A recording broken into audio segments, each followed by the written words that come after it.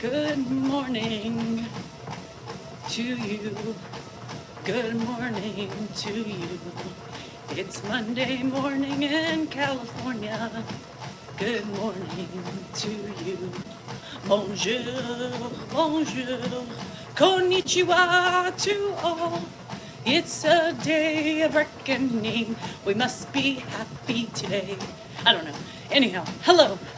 It's freezing in Sacramento today. Yes, Sandra, I said that at the same time as you. It's freezing. It's only gonna be like 70 degrees today. Holy moly, guacamole. I look amazing. Why? Because I'm cold. Hi, Jerwin. What's up? Hi, Fred. Morning, Jill. You were? Oh, yeah, that's right. How was your trip? It's freezing. Freezing.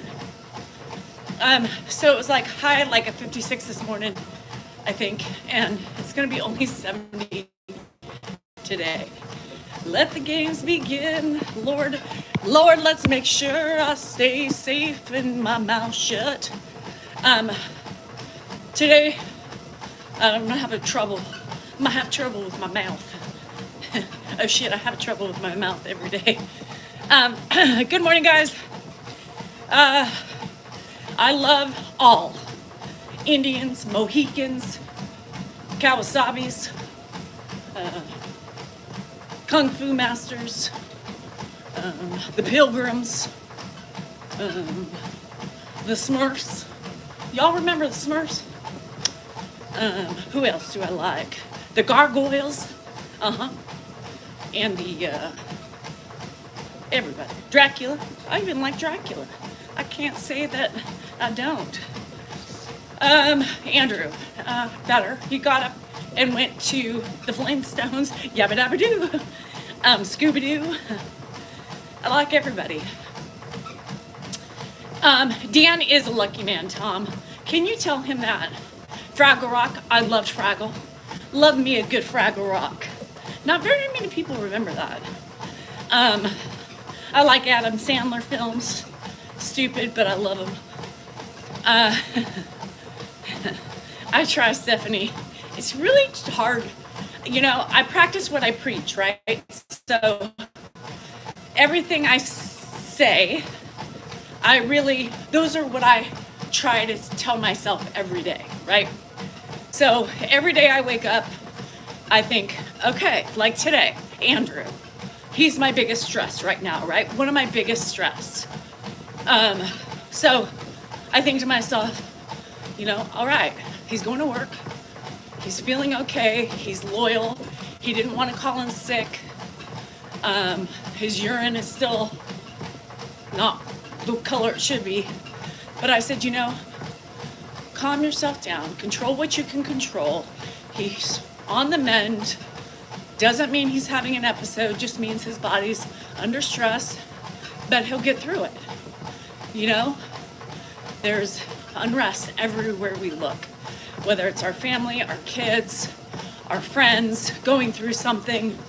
We are always faced with challenges every day, right? And my shoulders feel the weight of it. My shoulders feel the weight of everything that is happening right now, even in my own little bubble of life. And I always just say, relax. You can't control everything. You gotta try to control what's in your powers, right?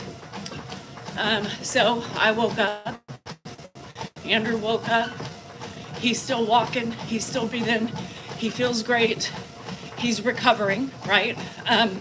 His mouth is sore, it's going to be sore. And as far as medical issue, we'll figure it out, you know? It'll work itself out. It should. So those are the things I tell myself every day. So every day, when I give you a little spiel in the morning time, that's me reflexing. Anybody know what reflexing is? That's me on reflecting about my stresses, my worries. And that's kind of what I say the same thing in my head to myself over and over and over and over again, because my mind spirals. My mind spirals just like everybody else's. And I have to make sure that I can be the best form of myself I can be for all those that rely on me. So that's not anything that I'm making up, anything I'm scripting. Everything you hear me say in the morning and my mantras are the same things that I am struggling with. I struggle with the same things as everybody else, right? So those are my true emotions, my true feelings. And y'all, we are all the same. One way or another, we are all feeling something, right? Reflexing. The act of flexing my mind again. So just so you know, that's what my stuff is. You know, and I had a couple negative Nellies. I know you're all gonna be surprised about that. Yes, there are negative Nellies on my page almost every day. And, you know, like, oh, so this used to be about grandpa, but now you're trying to motivate? You're trying to what? Take over? Bitches, calm your panties down. Shit. Crown. Yeah. Oh, Goodman. Get your panties, your fiery panties out of your ass. Part of my platform, bitches. Part of my platform. Like it, love it, or don't. And if you don't like it, get the fuck out, right? It is really sad. So, anywho, I just wanted you guys to know that all those reflections I am doing, my head's constantly in a state of communicating with thyself, right? I am always talking to myself. And those are the things I actually say within my head. So I'm just saying it out. Thanks, Jude. I appreciate it. It is my page, is it not? I thought so. Hi, Shane. Shana Rooney, what's happening? My dear Elk Grovian friend. Andrew is better. Goodman, still peeing blood, but you know, hey, part of his disease. Hopefully, we just fingers crossed he's not in an episode. Fingers crossed his body regulates himself, or he's got to go on the prednisone. And he has been nasty to his mom. Nasty. Nasty. He's more like his father when he's not feeling great. So I called him Dan yesterday. Yesterday he was better. It was the 2 days he was on Norco. Shit. That shit is shit. Man, it made him grumpy. I said, I'm going to start calling you Dan, AKA your father. He's like, I said, you act like him right when you're not feeling good. And he said, well, I don't feel good. I said, so?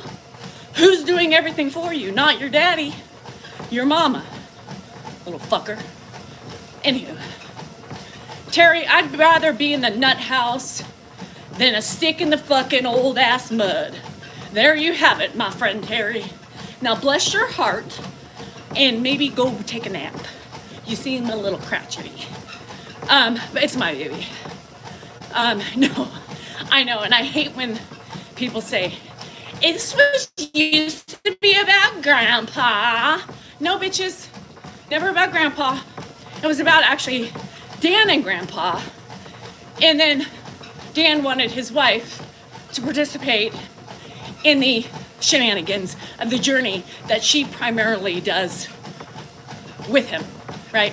So, go figure.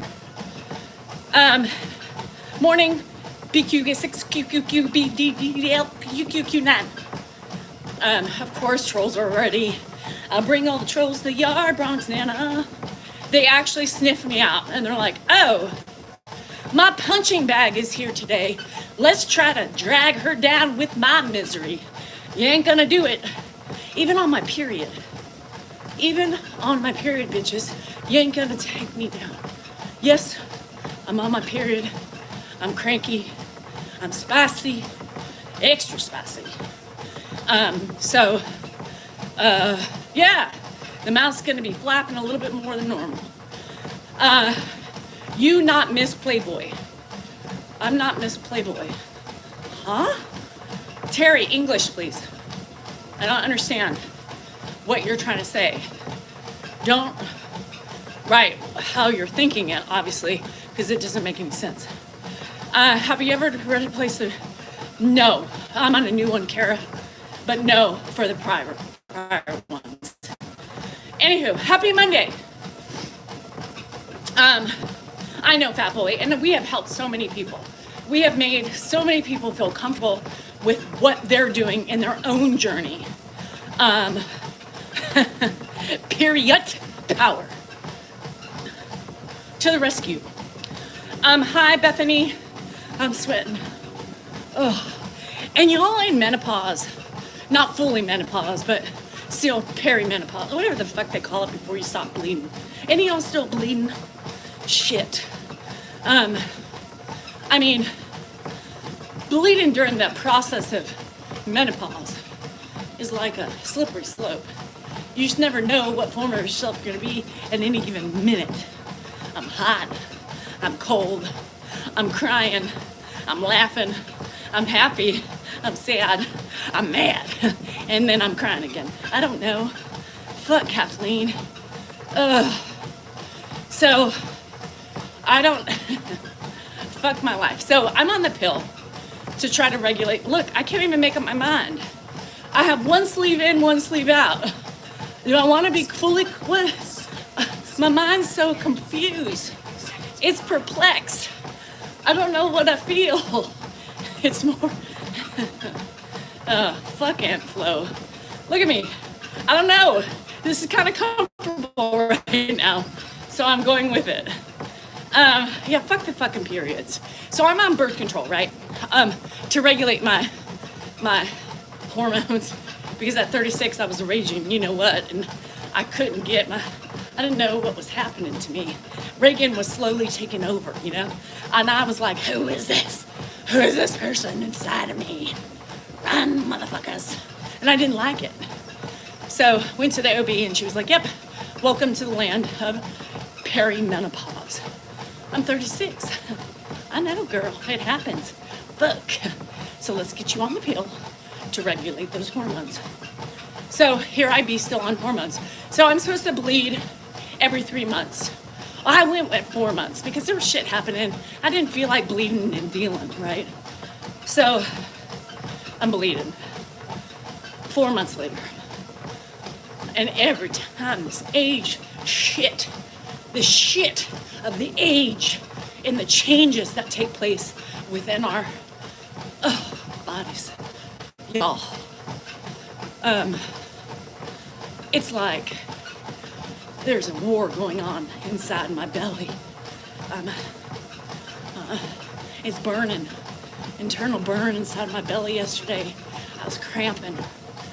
I shrivel up.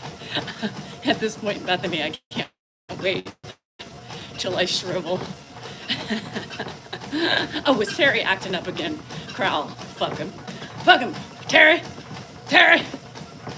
Stop being a stick in the mud, Terry. Anywho, so Dan's like, what's wrong with you? You know, and of course, Dan, right? Hi, Emily. And you know, poor Dan.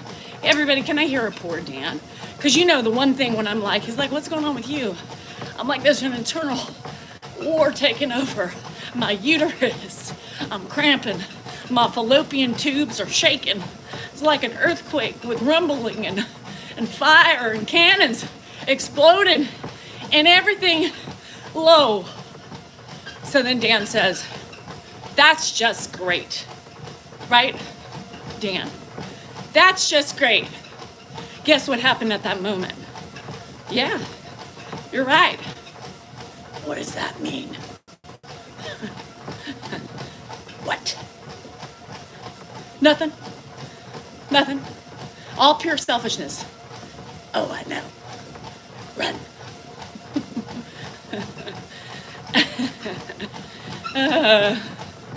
Yeah, that wasn't nice to say at that moment. And Reagan came out. She came out and, oh, sorry, Stace.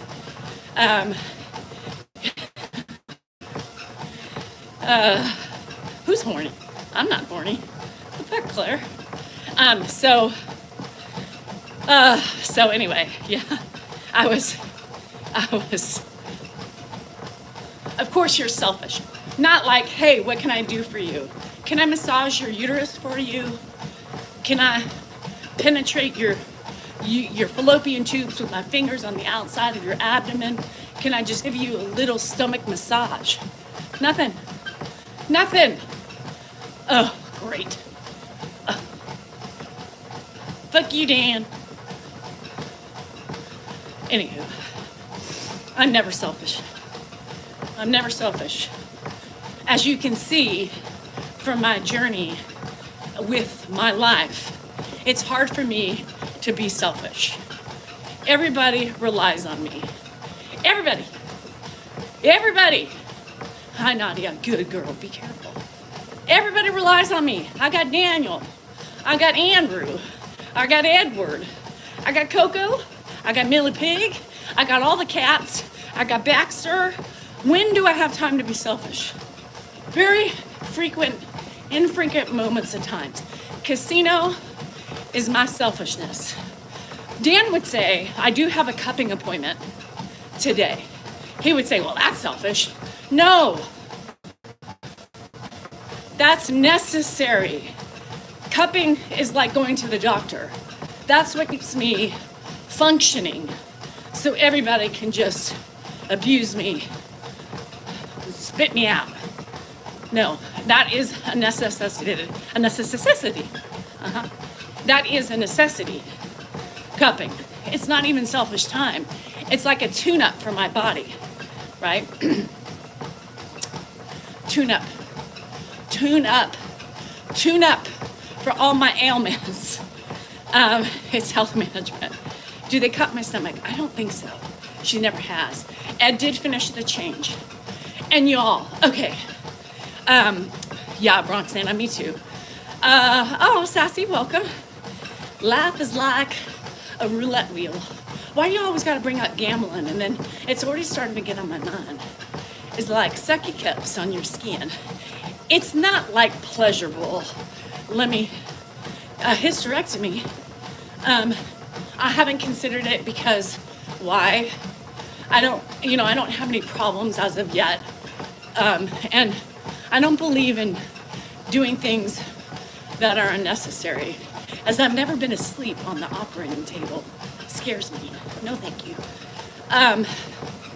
So, anywho, maybe nails. Is nails and toes a selfish act? That's borderline. I also call that maintenance. But I think that's more selfish. So, a massage, selfish. Cupping, more health management.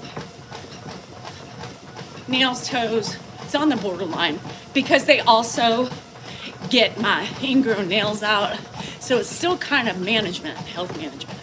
Hi, Paulette.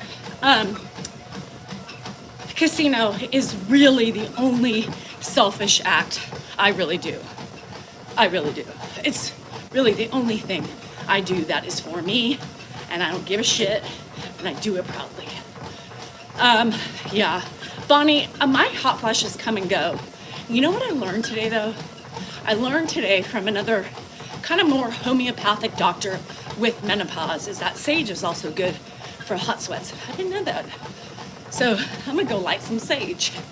I'm not really, do I have night sweats? I don't think so. I sleep with the fan on, the window open, and air conditioning on, so I don't know.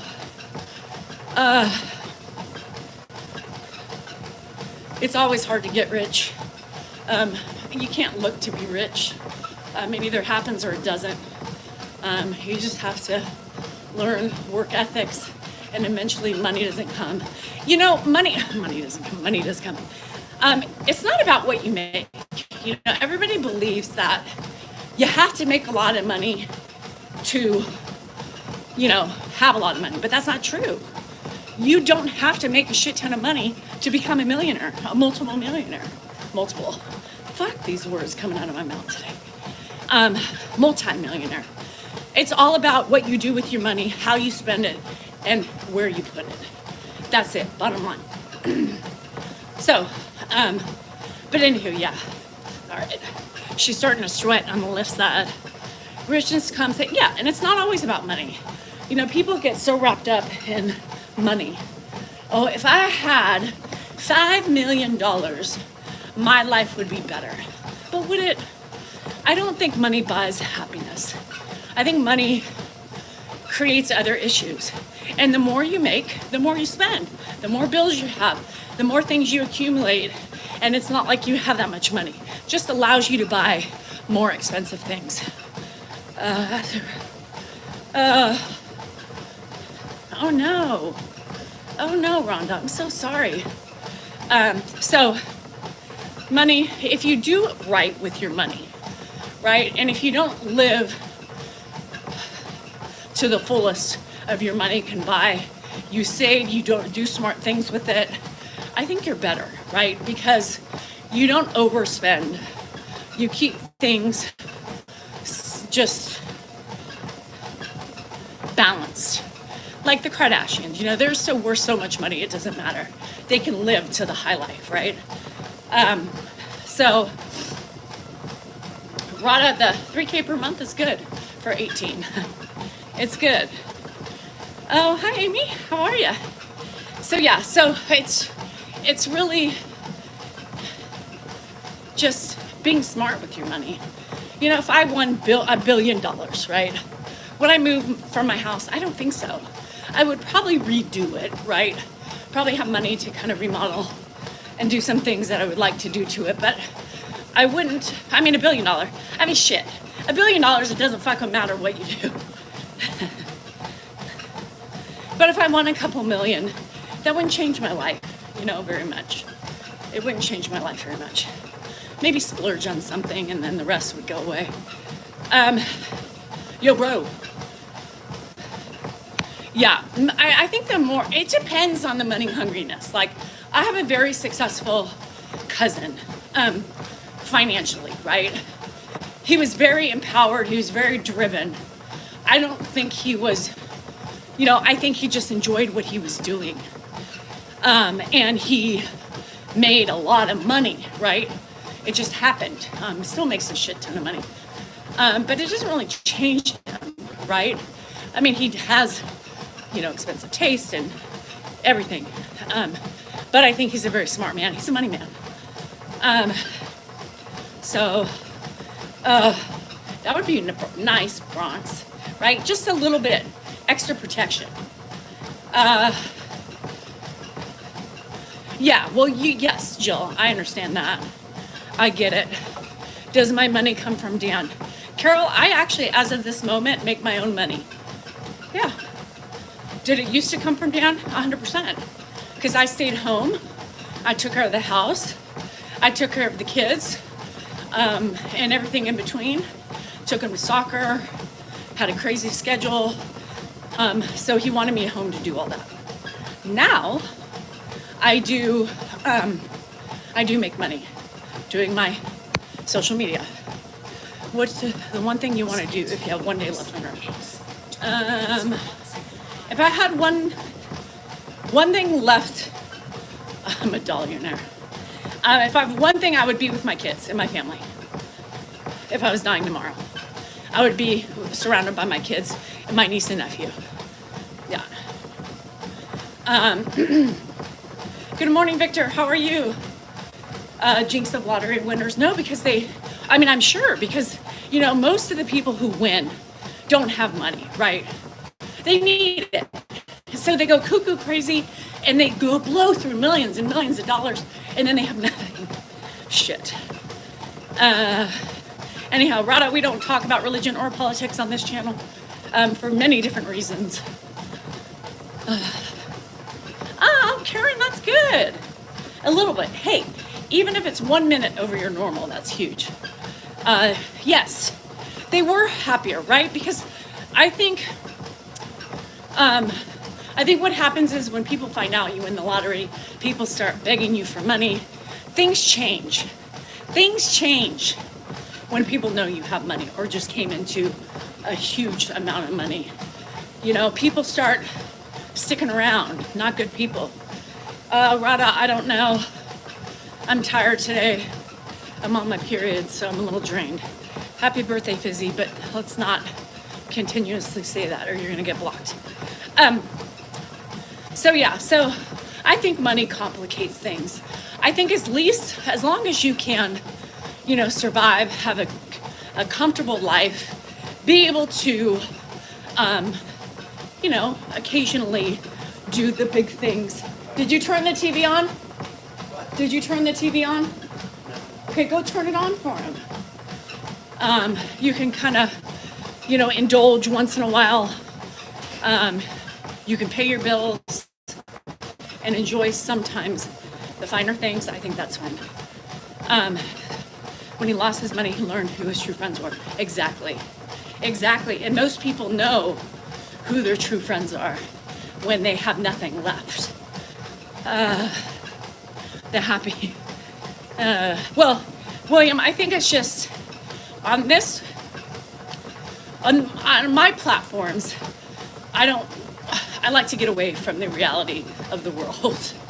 I like to just talk and have fun and not have to feel the sadness or the stress or the anxieties that come along with what's happening.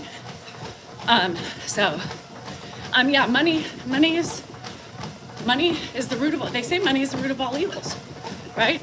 So they say that for a reason. And I think even the most richest people on the earth, I don't know about the Kardashians, but the smart ones, sorry, Kardashians, they say that, and you can appreciate some of the people, who make a shit ton of money and they don't really let it change their lives, They have piece of shit cars. They just have a normal life. And those are the happier people. Those are the people who, are just like, yeah, it is what it is. I believe those are the most down to earth people. Hi, Rick. How are you? It's nicer, huh, Rick? So, the love of money is the root of something is the root of all evil. Greed, money. I think there's more to happiness than money. There's more to happiness than money. Happiness comes in forms of loving thyself, having a good surrounding, family, husband, spouse, kids, and really that's all you need. California. Bye, Fizzy. Hi, Chandra. How are you? Shauna, not Chandra. We're doing good. No, obviously, business-wise, the Ks are not stupid. But I believe if they couldn't uphold their image and everything, I don't know if they would be able to function. I feel like if they lost all their money tomorrow, they would be miserable, right? I think they wouldn't know what to do with themselves. They have such a high level of expense to maintain their lifestyle that I believe that they would literally be in flux. They wouldn't know how to handle and just be normal people, right? That's what I mean by that, right? That's what I mean by that. I really like the Apple guy. I can't think of his name. Brain fart. But, a lot of people who, Steve Jobs, was it Steve Jobs that said, I've made all the money in the world and I've realized the most important thing at the end of the day is family. One of them said that. I don't know if it was him or not. Somebody like that said that, if it wasn't him. And unfortunately, you realize that at the end of your life. You know what I mean? Like, he didn't appreciate it until he was dying. Until they die, they don't appreciate family as much. And then there are those who won't leave. Yeah, you can't buy health. And then there's times that, wasn't he too also one of the ones that wasn't leaving money to his kids? Or somebody was. I can't remember which one. Said my kids need to earn it themselves. Yeah, okay. I was right. Sometimes I second guess myself. So money can't buy health. Money can't buy happiness. It can buy fortune and things, but that's it. Anyhow, Yep. Hi, Taylor. How are ya? Just running, sweating. Same old, period. So I'm extra hot, you know, the fun things. So, unfortunately, Bill Gates also said that. I think Bill Gates is the one who also was not leaving money to his kids. I think that was Bill Gates. And Bill Gates like drove a 20-year-old car. He didn't give two shits, right? He was like, who cares? Oh, Columbus Day. I didn't even know it was a holiday until somebody was talking about it. So, Bill Gates scares you. Money buys security. Yeah. But for financial things. Only for financial things it buys security. Nothing else. Money can buy friendships that are fake as fuck, you know? So, yeah, not a show person. I think to me, the people who have real money that aren't showy people, I have more respect for. You know, they don't need it. It's not important to them. Yes, and Stephanie, here's the thing.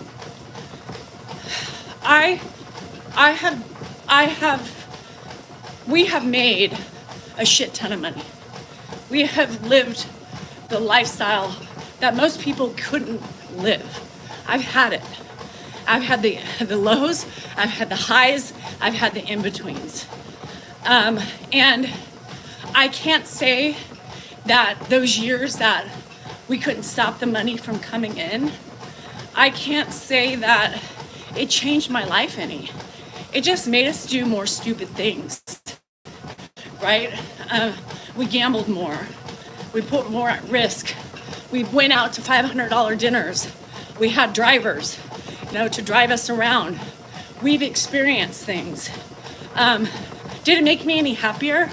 No, it did not. Now, I'm happy I've had those experiences. I'm happy that I was able to see a little bit of the other side. Now, not like Kardashian side, but more than most people make. And I'm glad I was able to not worry about money, right? But I don't think I was any happier. I don't think I was any happier. You just become more careless, I think. I think you become more careless. So now, you know, we're comfortable. You know, I have to think before I spend. You know, I have to think because I also have my kids still on my payroll. So do I need it? Probably not, because I know my kids need it more. So that's me today, saying that about his kids too. Oh, really? Gordon Ramsay? Not his kids. Yeah, isn't that crazy? Oh, good, Christine. I'm happy. Happiness is wealth, and my happiness is being my family. And being with your family and having your health while you have it. Yeah. And you know, I've lived paycheck to paycheck. I mean, I've done it numerous times in my life, more times than I would care to admit. But that was a stress, but my bills were still paid, right? My bills were still paid. My basic fundamentals were still taken care of, and so were my kids. So it is what it is. It's very subjective to everybody, money, right? I can think one thing and y'all can think another. It doesn't mean either of us are right or wrong. Need versus want. I mean, now let's be real. Dan doesn't want for anything, really. Dan could care less. He's had it. He was able to buy his car 20 years ago. That was his greatest accomplishment, right? The living in this area that we live in was a huge thing for him too. He wanted to be able to accomplish to buy a house in this area. That was his biggest goal. He wanted a Porsche and he wanted a house in this area. And that's it. He got what he wanted. He accomplished the two basic things in life for once, right? I'm sure he would have liked, you know, like a house in Maui or a condo in Maui. But, you know, if we didn't gamble, we probably would have been able to have that. I'm sorry about your parents. But ultimately, he's happy. He's easy. He's a simplistic man. But so is his father, right? So I think, like Dave, his oldest brother, Dave and Adam, I think, maybe Carrie, I think they have wanted and needed more things than the other couple, right? Dave especially, he had high aspirations, doctor, money, traveling, he owns an airplane, there's things in life that was important to him, and he's accomplished that and was able to retire early because of his great accomplishments. Dan was, I think at the beginning he was, and then it just was like, been there, done that, and it gave him more stress. So he said he scaled back.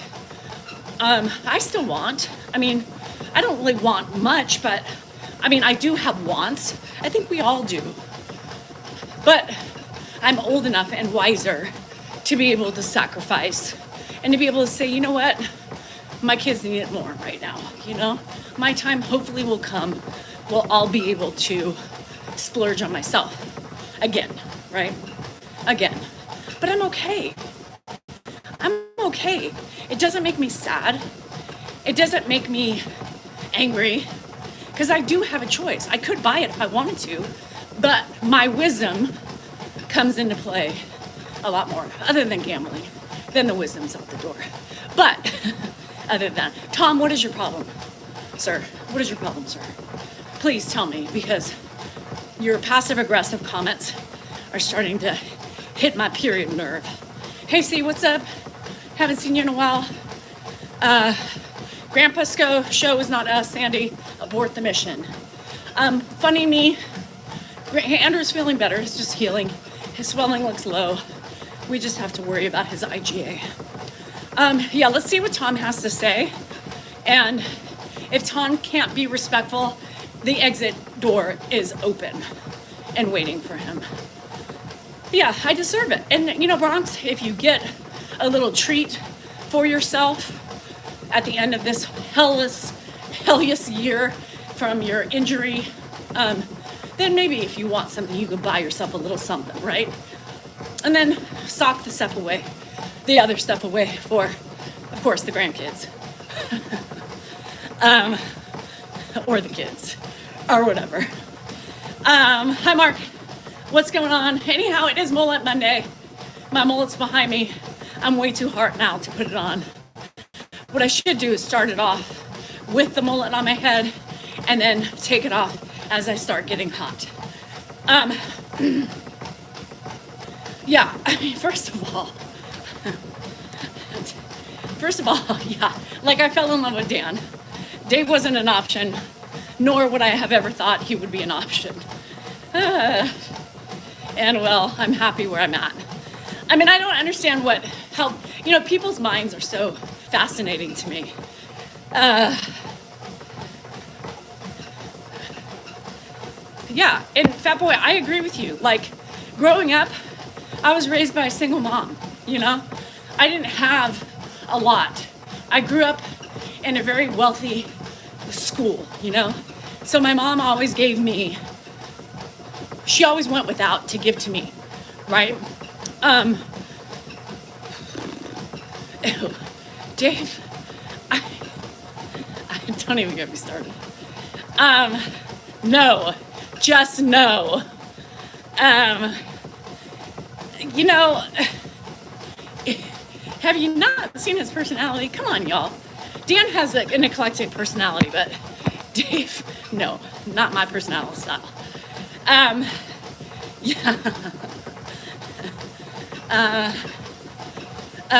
Did I ever feel dependent on Dan?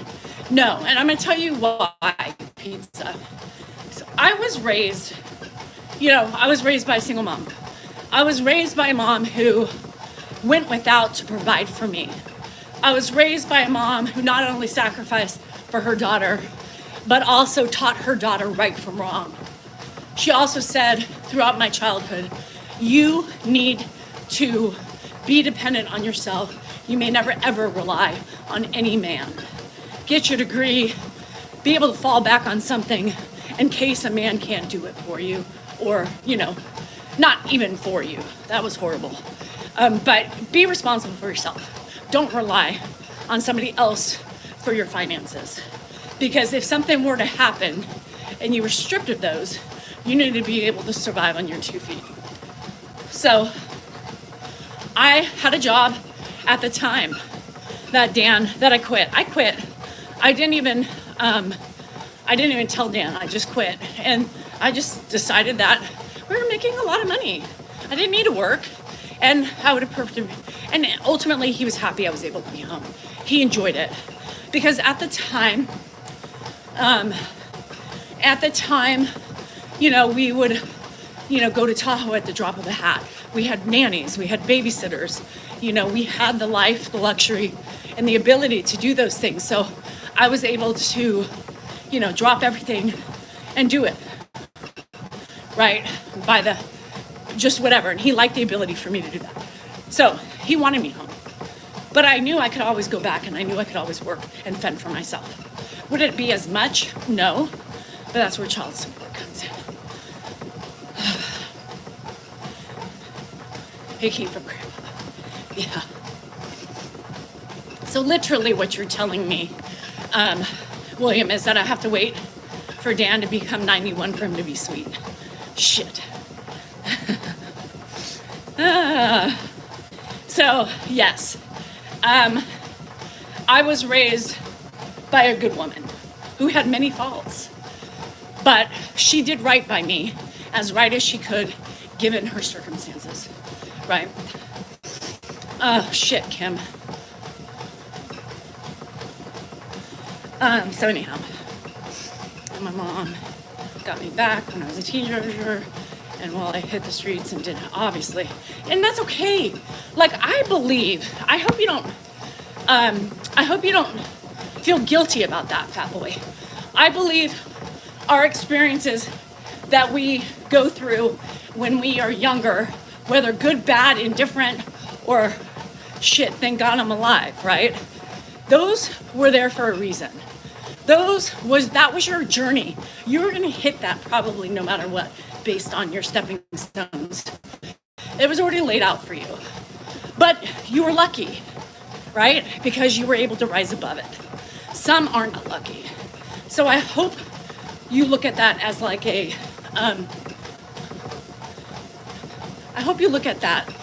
know what, I did it, I made it. And I'm here, and I have a story to tell, and I can teach my children, friends, about my life, and hopefully they learn something from it. Grandpa, I don't know, Robin. Do the math. Grandpa's 91, Dan's 55. Hi, Jordan. Oh yeah, piece of penguin. I would have lots to go into. You know, penguin, I'm gonna tell you, had I been able to pass a stupid test to get into teaching, I probably would have been a teacher. And who knows, maybe I would have been teaching today, right? But I couldn't pass this one test. It was like, I had the CBEST, I did that. You had to pass this MSAT, which was really hard because it was more of a like general subject test. Me and my friend had failed it like multiple times. And then the last time we took it, she made it by 1 point and I was still 1 point under. And then I just said, fuck it. And at that point, oh, you're welcome, Susie. At that point, I got a job offer to take over management in the daycare center I had been working at. And I just said, there we go. I quit. I was a quitter. So who knows, you know, who knows what I would be doing. But I think now, other than that, now at 49, I wish that I would have become an interior designer. I wish that I would have maybe done something where I could make my own schedule, help people decorate with things they have or things that they eventually want to buy, help them set rooms up, that type of thing. Hi, Poe. I think I'd be really good at that because I can acclimate to anybody's style, and I can make use of a lot of things that you have that you may not have the vision for. I could, but I have this now.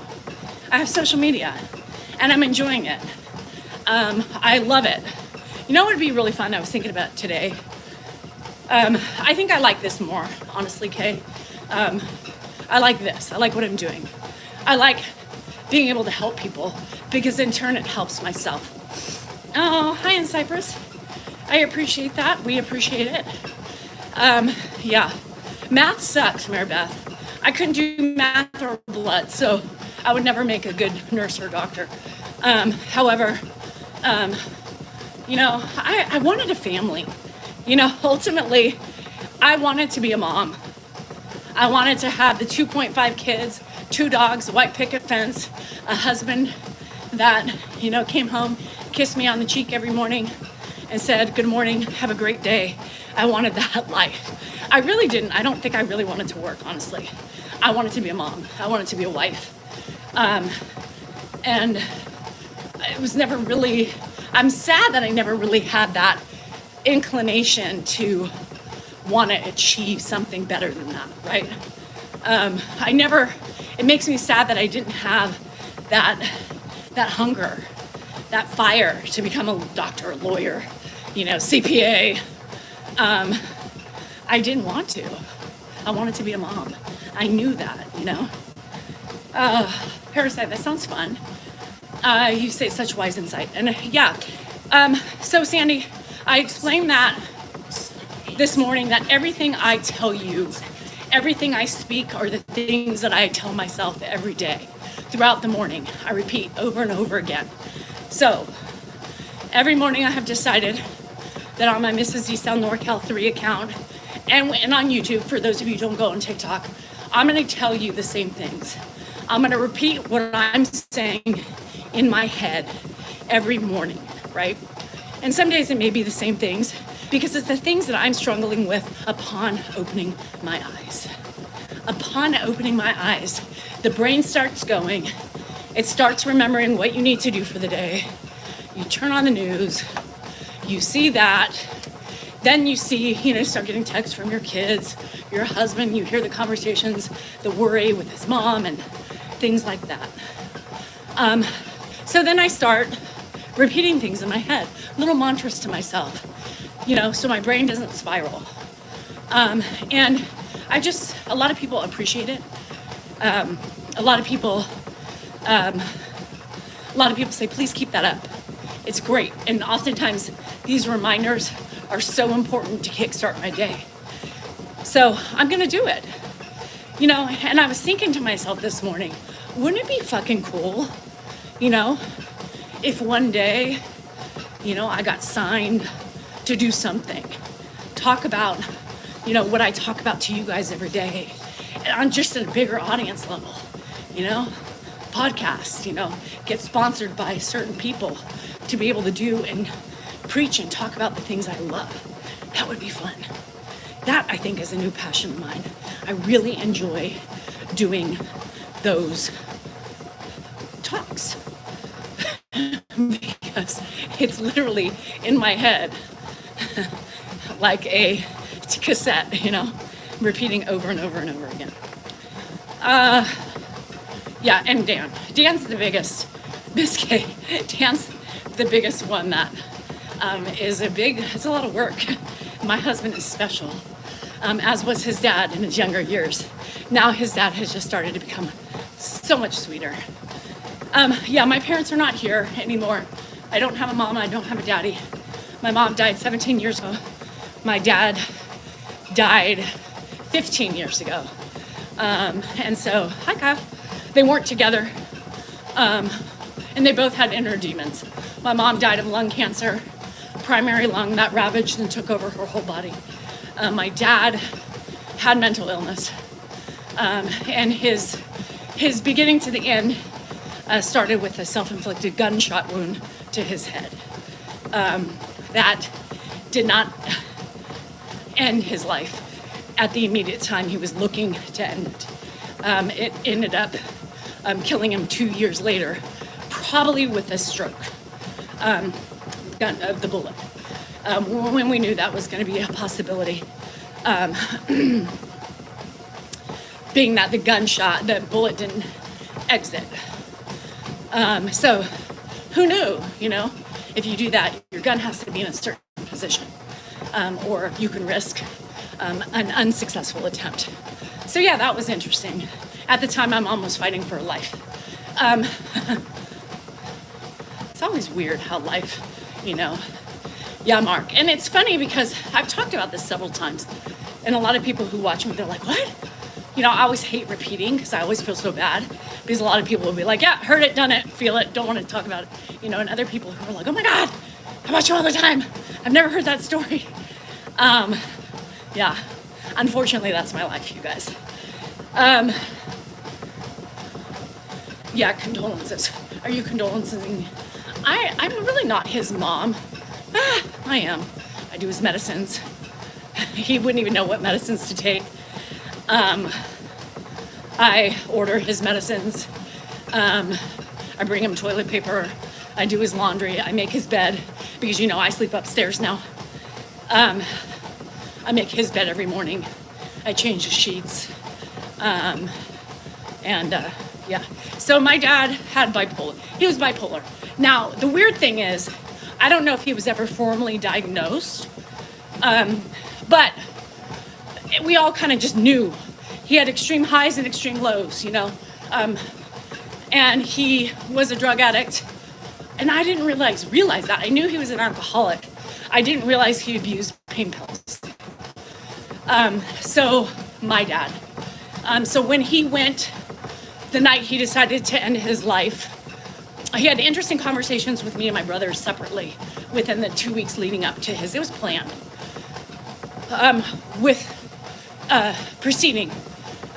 Leading up to his attempted suicide. He bought a gun, he talked to his kids, kind of started, saying weird shit. The kids were young, so they didn't know. He had said to me, if anything were to ever happen to me, I want you to take the boys on a boat. He liked Cozumel. And I want you to scatter my ashes with the boys. He liked to fish. He liked to fish in Cozumel and do it that way. And I thought, okay, Dad, this is weird, but didn't think anything of it. But, because that was kind of the weird thing. And then, so what was found in his hotel room was bottle of Oxy, bottle of Jack, and his gun. And he walked downstairs with blood all over his face. He never remembered inflicting the gunshot to his own self. A woman saw him, said, "Are you okay, sir?" He said, "I've been shot." He thought somebody shot him. His whole, short-term memory loss was shot. He didn't remember anything short-term anymore after that. I love you, fat boy. Have fun. Be safe. Stay happy. And then never, even to that day, when you said, "Dad, you did it," he was like, "I did not," so we gave up to all that. Yes, somebody's having a problem with me sleeping away from my husband. Yes, that just started. In the last 3-4 weeks, Dan doesn't sleep. Dan's all up and down all night. Mix that in with Grandpa, who's up and down all night, the animals, and everything. I wasn't getting any sleep. And it wasn't fair to me, especially when I carry a lot of the responsibilities throughout the house. Every day I was exhausted, I was angry, and I wasn't being my true self. And it was hard to keep up with the positivity that I wanted, and I continue to try to maintain daily. And I fought with my husband. I didn't do it for the longest time because he didn't agree with it, right? He was like, "No, we are husband and wife. We sleep together." So then I said, "Okay, but respect me. When you get up 50 times. Don't turn on the TV. Don't talk to the animals. Don't come in eating. Don't sing. Don't go outside. You know, he couldn't do it. He couldn't do it. And then with Grandpa, there was many nights I was screaming, I was yelling, and I was like, I can't do this. I need sleep. I can sleep. But these interruptions are making me lose my mind. So one time, he just one day he woke up, he goes, I think you need to go in the other room. And I said, thank the Lord Jesus. I said, is this a trick? He said no, because he had just come home from Oregon and he realized he was sleeping better as well. I think too, I feel like, you know, he also doesn't remember a lot of the interruptions he does with me. And so if he only knew, if I recorded him, he would probably be like, holy shit. Because there's sometimes, how did you deal with the anger from that, from the sleeping thing? I didn't, Kelly. I was horrible. I had no patience throughout the day. I was angry at my husband because I thought if one person could support me, right? You should support me in needing to get sleep. One of us needs sleep. I can't survive like this. I can't keep doing what I'm doing if I continue on this cycle. So it was just literally, you know, sometimes Dan doesn't hear Grandpa. I was hearing it, and it was just, I was up every hour, if not more, on the hour. And so he actually is sleeping better. He's still not sleeping, but he sleeps better because I think too, subconsciously, he's worried about me waking me up, and it takes the stress off of him. So yes, I sleep upstairs. And it's the best thing for us because that anger towards him has gone away. You know, that anger towards Dan, I was not happy with him. And now it's one less thing I have to stress out about. Will I go back to sleeping with Dan? As of right now, no. Hi, Ellie. Probably no. Because I'm more successful throughout the day. I feel better. I have more patience than him, you know, because I have it in me now. You know, we're not both short-tempered. So no, I believe I will not go and sleep with him again, as of right now, unless he starts sleeping. So I think it's very important because he relies on me a lot, right? He relies on me to take over. He's short-tempered. His fuses are very short. So it was impossible for me to be as patient as I am now since I'm beginning to sleep because I was cranky. I was angry. So no, this is good. I'll visit, yeah, or he'll visit, and that's perfect. That's all we need. I can finally sleep. Isn't that funny, Tracy? So my friend's husband has a CPAP, and she likes the humming to it. Sleep deprivation is real, and I didn't realize that a lot of my issues with Dan were also exacerbating by the nighttime routine. Yeah. He probably does surfs, but he won't do it. He won't do it. His Salingers aren't good sleepers. A lot of them can't sleep. And it's just, they sleep with radio. Some of them has to listen to, none of them sleep well. Their mom doesn't sleep well. So they all take after her. I don't think there's one Salinger that sleeps. So yeah, my tolerance was, like I couldn't, you know, the Lexapro handles so much. But when you're not sleeping, it's a recipe still for disaster. Isn't that funny, Tabitha? You've grown accustomed to it. I do like sounds though when I sleep. Sleep apnea. Yeah, hopefully, Amy, that will be good. Yeah, I have to sleep, you guys.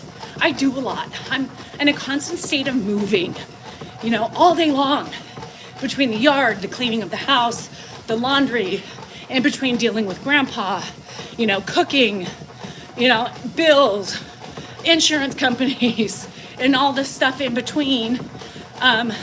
I can't afford to not have lost sleep every night, right?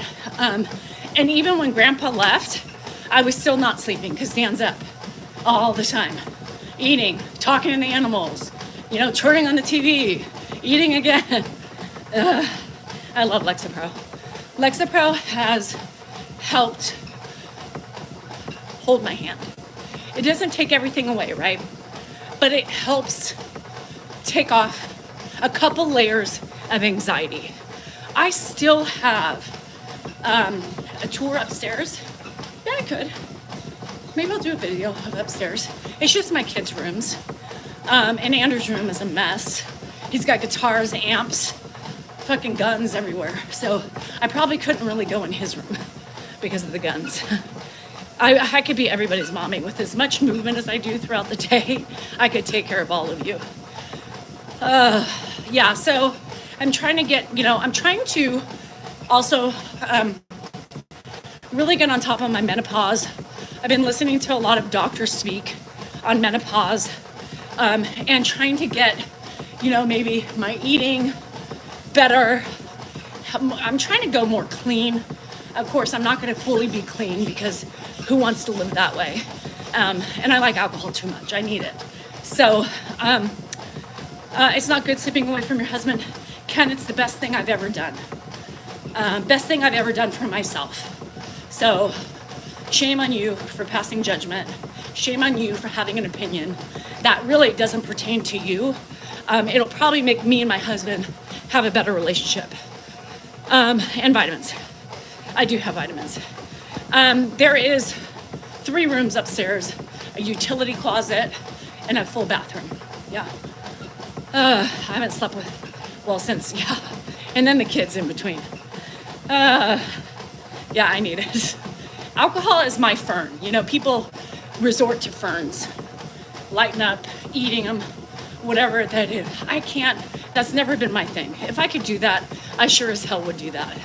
But alcohol is my poison. Best thing ever. Best thing ever. And Dan fought me on that for months. I mean, we had a live where he got mad that I suggested it. And it took a long time. Yeah, no, Holly, absolutely no. And the more we talked about it openly on the lives and through, and people were like, girl, you need to break apart, abort the bed of thy husband, get upstairs and get you some motherfucking sleep. I brought it up and we fought. He was like, how dare you? What are you suggesting? I was like, easy, King Lion. You keep me up all night. I'm miserable. You want me to take care of your father and you and everything else. I must sleep. And that was Reagan. That one was Reagan. And I think finally he just realized between himself and realizing the time apart helps really both of us. Some nights I think he's calmer. I must sleep. So I thank him for finally saying, go upstairs. Not me running. I was like, peace out, brother. It's the best thing for my relationship. I don't think Dan really had an effect with me, but I would wake up in the morning, he would start humping or start touching, and my face would turn around in the back of my head. My head would spin, where my eyes were looking for my back. And I was like, get the fuck off. Get the fuck off. And he could never understand why. You kept me up all night. Oh, no, I didn't. Would I lie?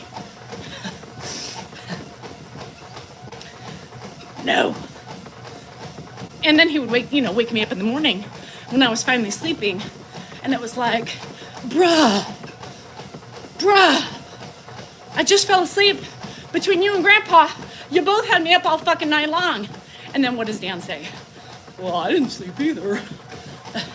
Yeah, well, Motherfucker, all your life you've never slept, you can deal with it. I, on the other hand, am menopausal. I'm old. I do a lot. I need my sleep. So, yeah. So here I am, sleeping away from my husband. The best fuck. I even bought myself a new mattress upstairs. That's what I did. And pretty soon, pushed him on the floor. You know, there was a couple times that I envisioned myself holding my pillow over Dan's head once he got back. His eating in the middle of the night. Are you fucking kidding me? Dan! What? You could hear that? No. Are you fucking kidding me? It was every night. 3-4 times a night he'd come in smacking. I was like, he's like, what the fuck? God? You're in here disturbing my fucking sleep, eating. You know how you feel when your dad eats? Well, ditto, buddy, with you. Like, I could literally strangle him, especially when you're sleeping, you know? And you wake up to fucking chomping. And every time I yelled his name, you could hear that? Every time. Bruh. Shit. My husband, I would hold both the nose and the mouth. I would yell. And then he had the audacity to be like, relax, Danielle. God, you're gonna wake my dad up.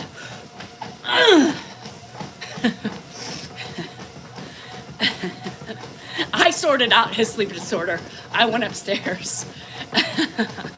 I don't give a fuck how he sleeps anymore because I am sleeping. And really, sleep was all about me. Yeah, he would tell me to relax.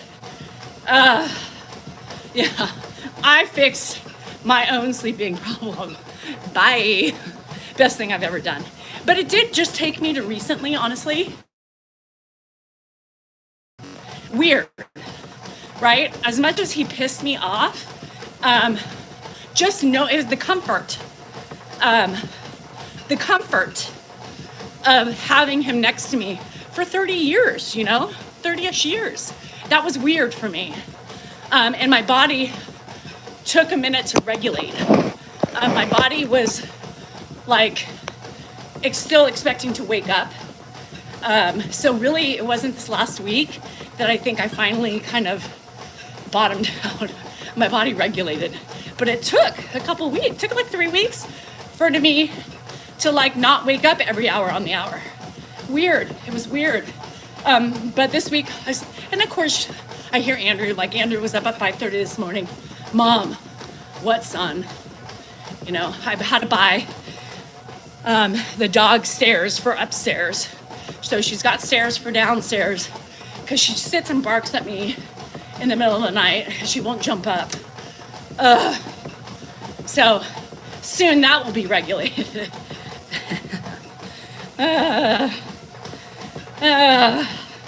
Oh, Ian. No, I'm not a cuddler either. First of all, I'm too hot. I sweat. And Dan is like a furnace on top of my already burning furnace. So, yeah, I did, Cindy. It took me a while. It took me about a 7-month fight to finally go away. And my guilt, I did have guilt. I really did have guilt. And that's why I think it took me 6 months to finally make the step, is because he finally say, go. I was like, go where? Upstairs. Now why? No, to sleep. Really? Are you serious? Because that is kind of a weird thing, right? It's a weird thing. Even though I wasn't sleeping, I wanted his understanding. I wanted his blessing to say, you're right. If somebody should sleep, and you can go, right? So I had a hard time, Annette. Hi, Annette. I had a hard time. And that's why I didn't do it for so long, because he was so upset. He was so dead set against it. So, anywho, once he gave me that, I ran. I was like, deuces. Deuces. Yeah, definitely a transition. Especially when you're sleeping next to somebody for 30 years, He has admitted the defeat. I think he realizes, I wonder if he realizes that it's really benefited me, right? Bye, Bronx. Have a good one. Tonight is live night, so we will be on later. Hello, Cindy. I wonder if he notices the difference. I think he does. I think he sees it primarily. He should see it with him. I'm not so angry towards him in the morning. And his dad. I honestly believe I have more patience for Ed, more throughout the day versus just, sporadically. Like, I'm taking the time to try to find things, for him to do. I'm taking the time, more energy to put into him. And I couldn't do that before. I'm not all the time. I couldn't be on top of it because I was drowning and everything else, and I didn't have the energy to do it. So let me explain to you. Cindy, I've been more refreshed and energized. I feel like a new woman. And people have noticed, they're like, you seem so happy today. It's sleep. This is really me, I want to be happy. I want to portray this happiness for myself and for you because it is contagious, right?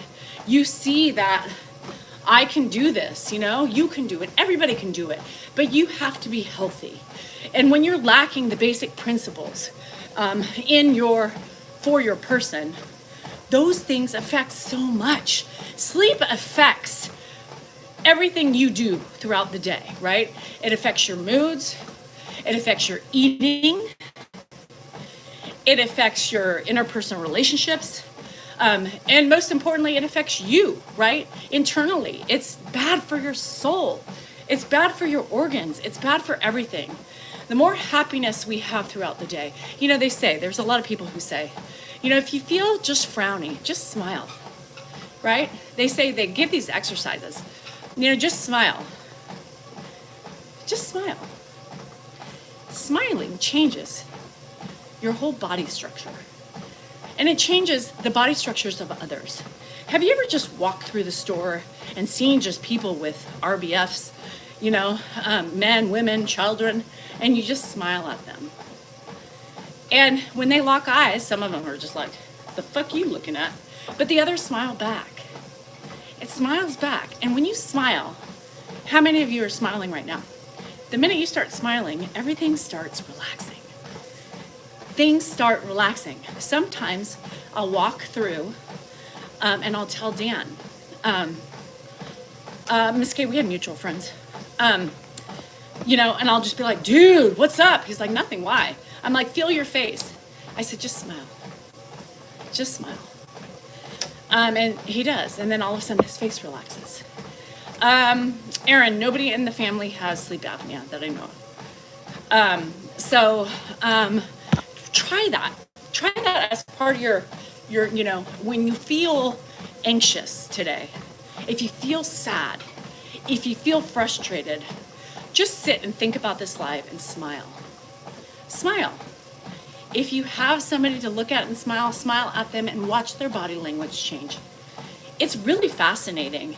And it kind of makes you feel better, right? I also have done this when I'm out and about, and I don't get out very much. So I'll see somebody and I'll just do a little, ma'am, I'm sorry, but your outfit looks amazing today.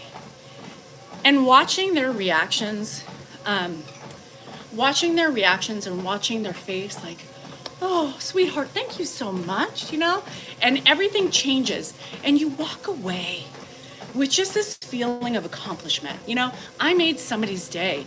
The serotonin levels increase in our bodies and make us happier, depending on even what we're dealing with, even if we're dealing with shit, right?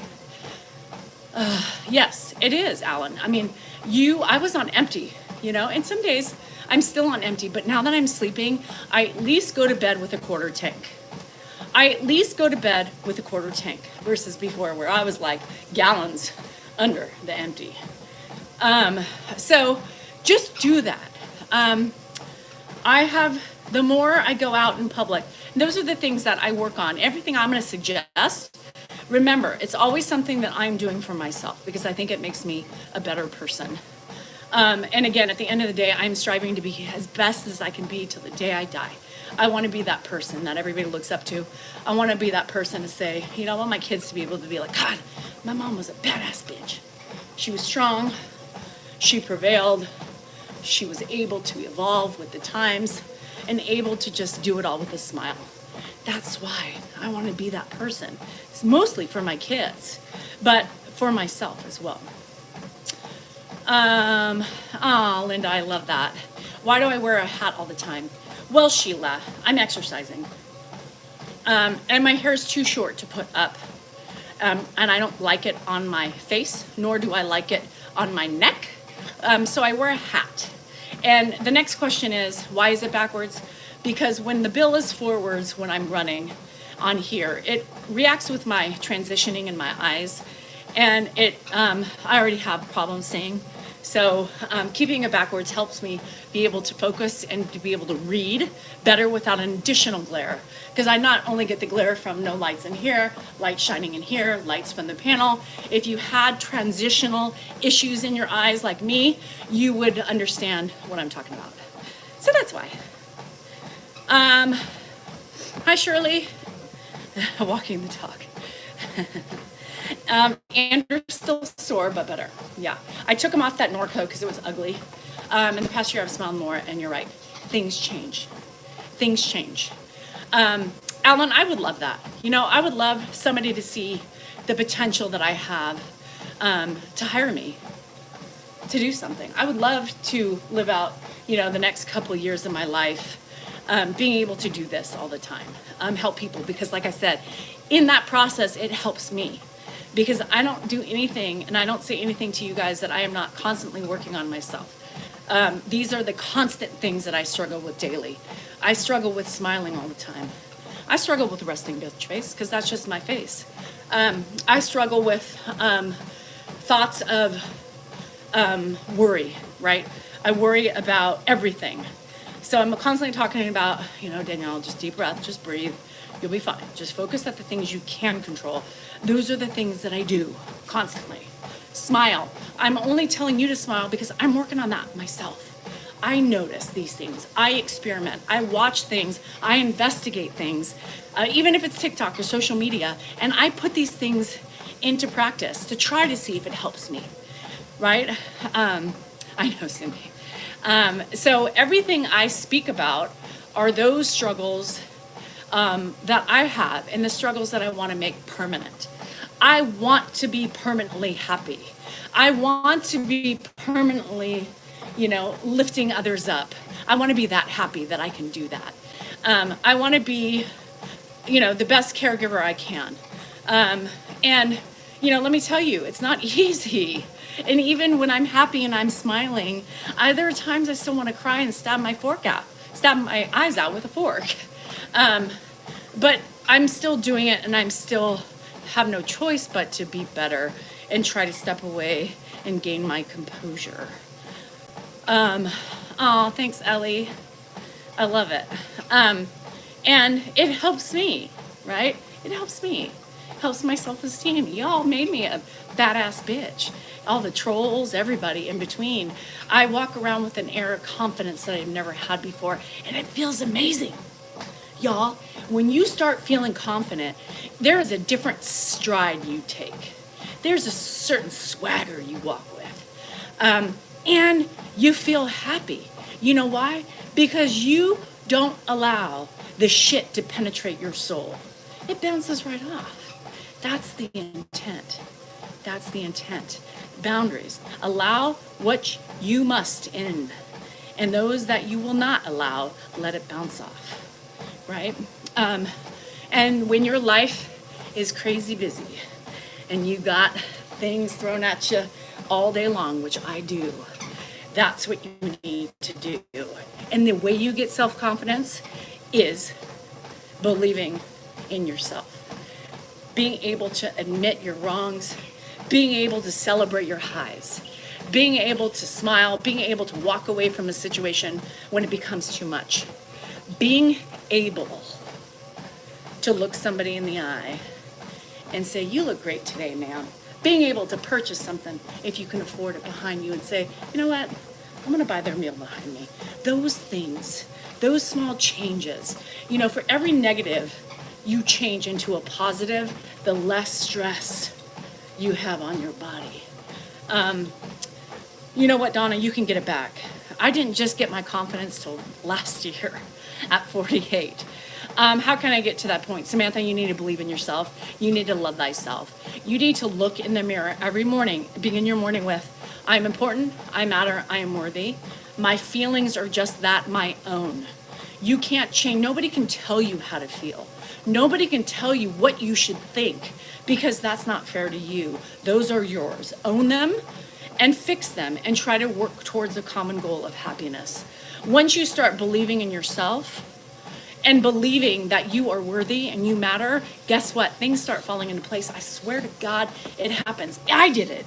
And I was the most negative Nelly on the planet, right? I thought everything was out to get me, you know? Everything, everybody. I was like, I cannot walk without being snipped at. I cannot walk without falling and scuffing up my fucking face.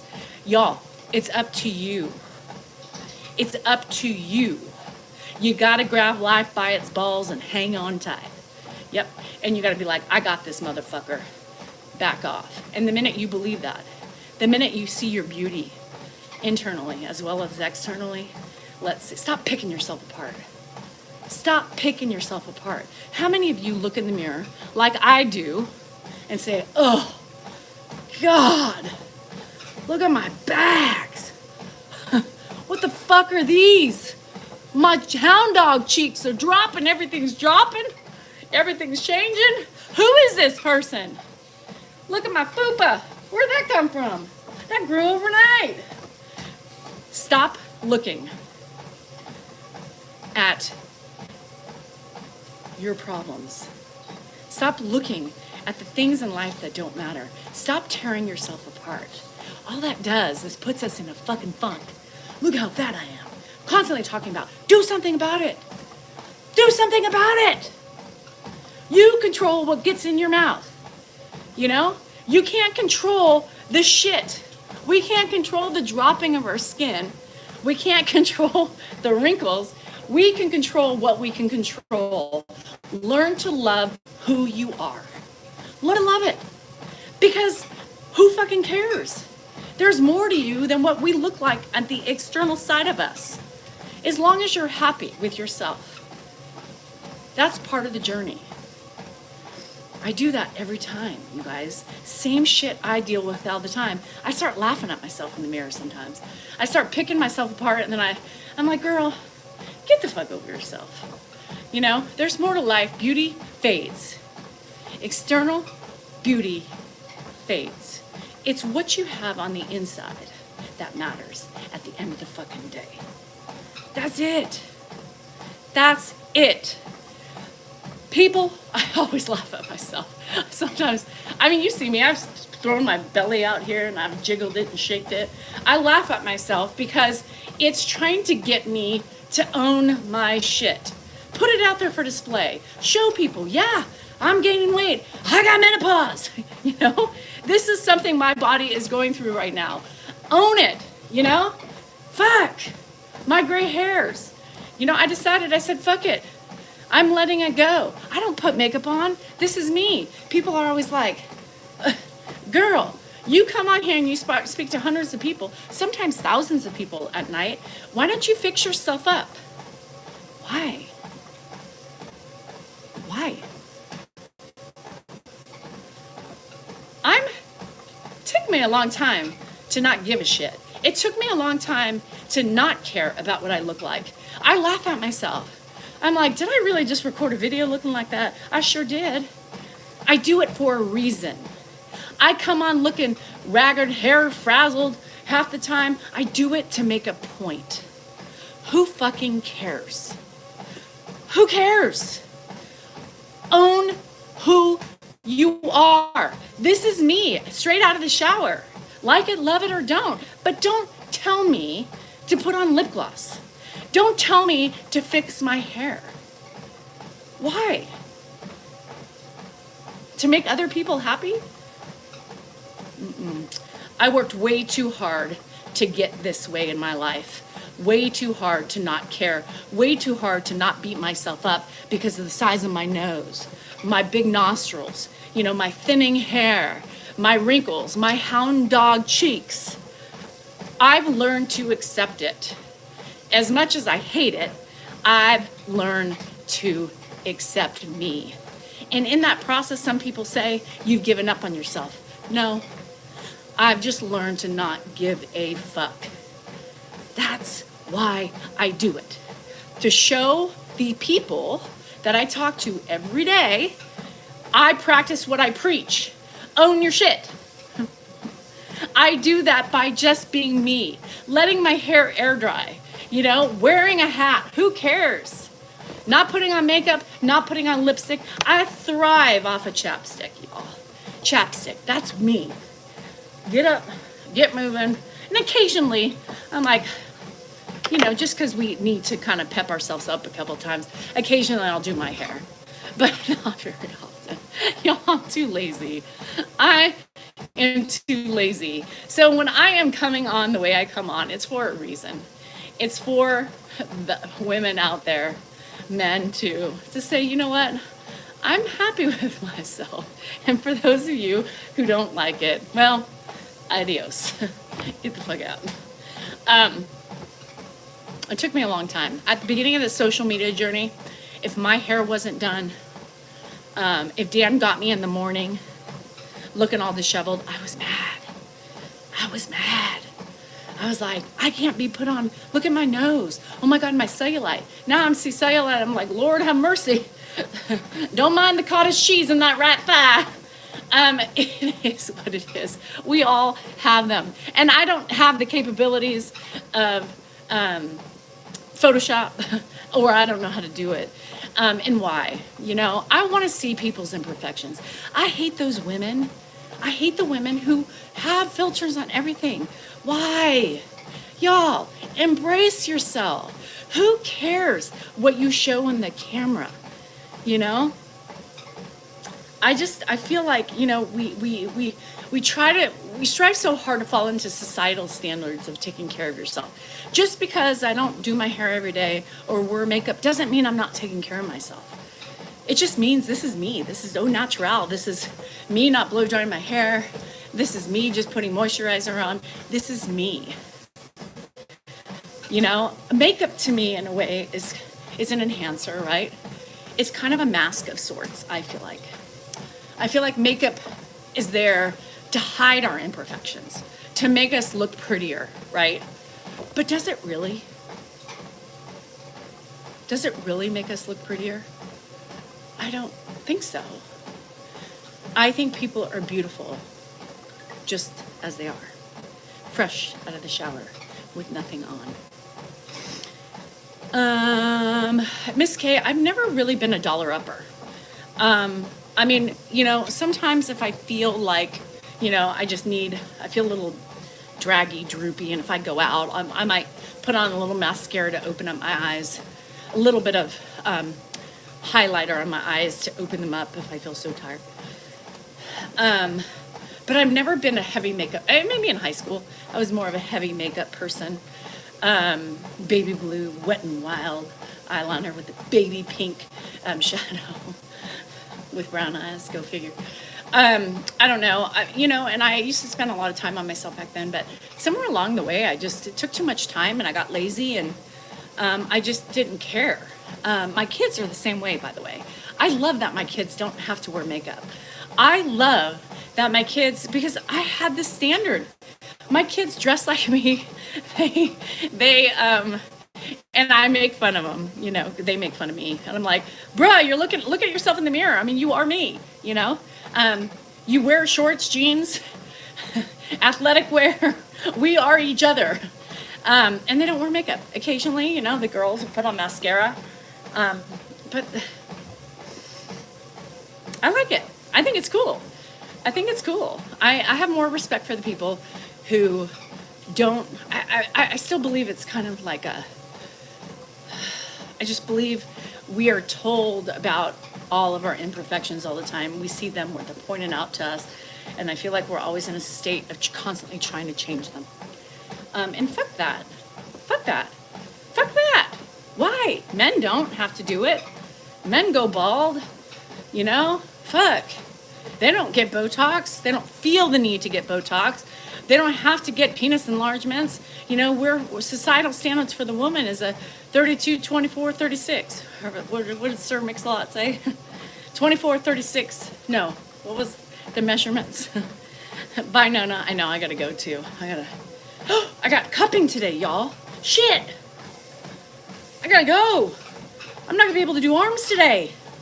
I'm not gonna be able to play with the dogs. They're gonna be mad. Shit. You're gonna have to play with the dogs. I forgot. I got cupping. I gotta go. Andrew's better. He's at work. Still, you know, always worried about the IGA shit, but that comes and goes. But other than that, it's 36, 24, 36. Thank you. Only if you're 5'3".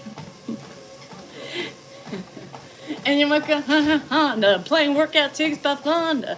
Fonda ain't got a motor on back of a Honda. My anaconda don't want none unless you got buns, hun. That was our rap in the beginning. Sir Mix-a-Lot, my anaconda. And you know, I always tell the story because it tickles me pink. I didn't even understand what anaconda was until like a year ago. I was like, I called my friends. I was like, you know what, Baby Got Back, you know, song. Did you know what anaconda meant? They're all, yeah, wiener.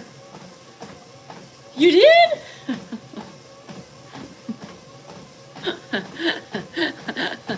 Oh, Danielle. I'm a little slow. Just like Harry Styles, Watermelon Sugar. I didn't know what that was. I didn't know what that was about. And one day, Dan, he's like, well, do you know what that song's about? Because Dan loves it, right? Dan loves that song. When it came out, I mean, I heard it 35 times in a day. Just back to back on repeat. I have never seen an anaconda.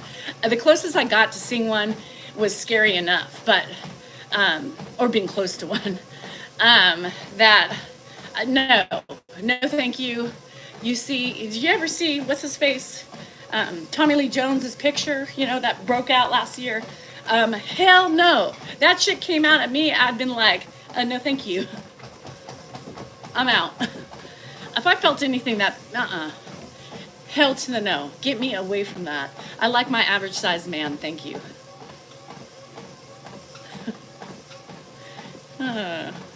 Above average, I meant.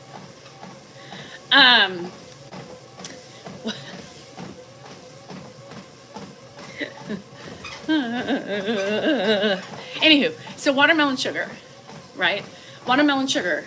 Does everybody know what that's a euphemism for, you know, women. Woohoo! Anyhow, so I didn't know that. I didn't realize that until Dan was like, shut the front door. He's like, yeah, it's literally about dining at the Y. Dining at the Y. Yeah, dining at the Y. So I didn't believe him. I didn't I didn't believe him. Right. Kara, right? Tastes like watermelon on a bright sunny day. What? So I went to the gym the next day, right? And I was like working out. I was like, y'all know what watermelon sugar stands for? Do you know what that song's about? And everybody's like, yeah. And I didn't believe him, right? So I was like, just tell me what you think it's about.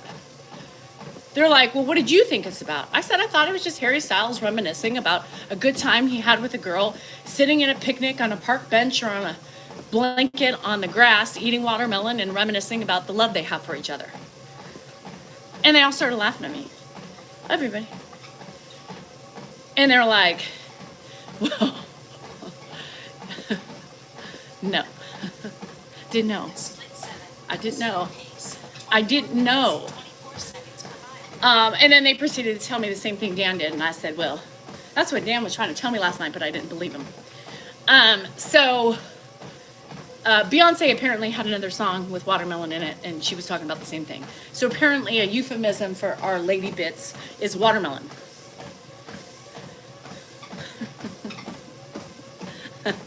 Uh, now you know. Now you know. If you didn't know, now you know.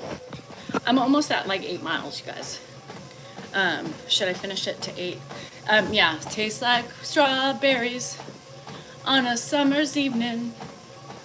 Mama, mama, mama, mama. You would think I would have that song.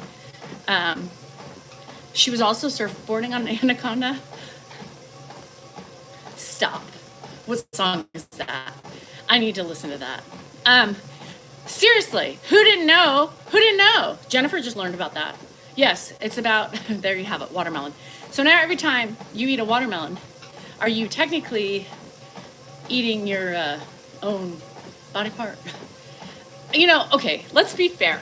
Watermelon is the best fruit. Now, if it tasted like watermelon, I think I might take a bite, a lick, a suck. I don't know. I'm just saying, right? I mean, if it was that good as a juicy, juicy watermelon, I think we'd all be eating one another.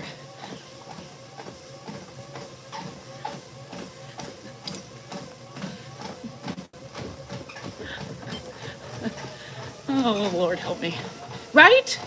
Come on. You all know. It's like a Jolly Rancher, right? Just one lick. I'm a little parched. Hey, Susie, bend over. What is wrong with me? Just kidding. Oy. Is it time for me to leave? Could you imagine? Let's go on a hike. All right. Barbara, I'm getting thirsty. Me too, girl. All right. Straddle up.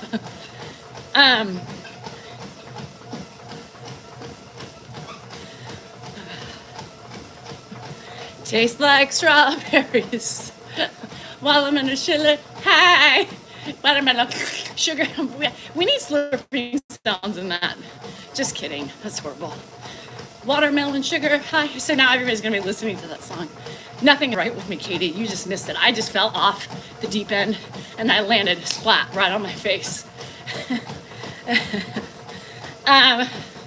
So, I mean, y'all are thinking to myself, she's really lost it. But if you think about it, we have the fruit. We are the forbidden fruit.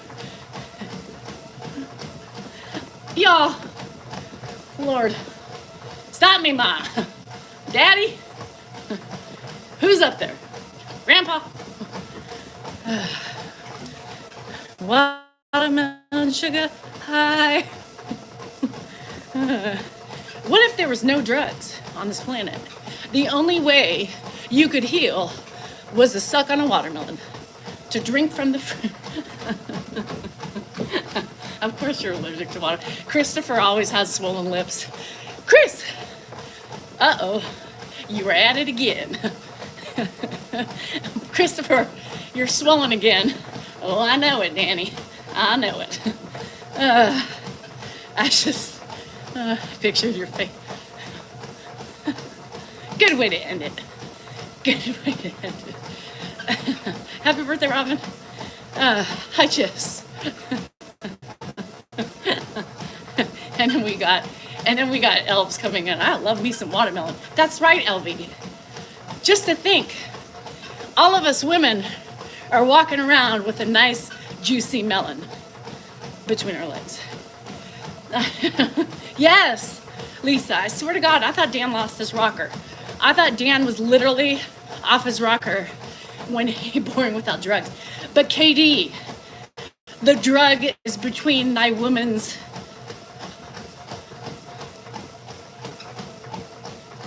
watermelon sugar cures all. It's your Norco, it's your Vicodin, it's your heroin, it's your meth. The juicy sugar of the watermelon produces euphoric effects. It's nice. It rehydrates. You're dehydrated? No problem.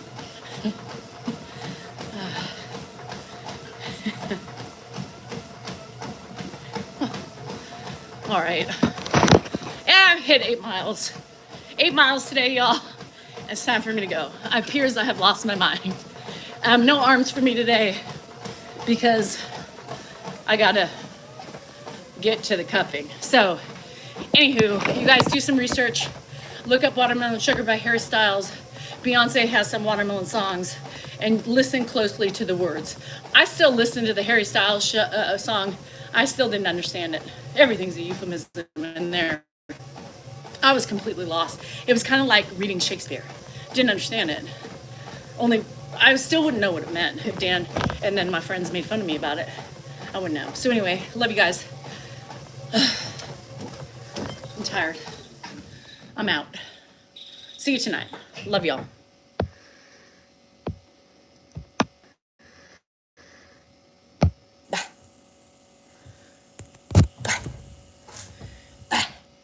It won't let me get out.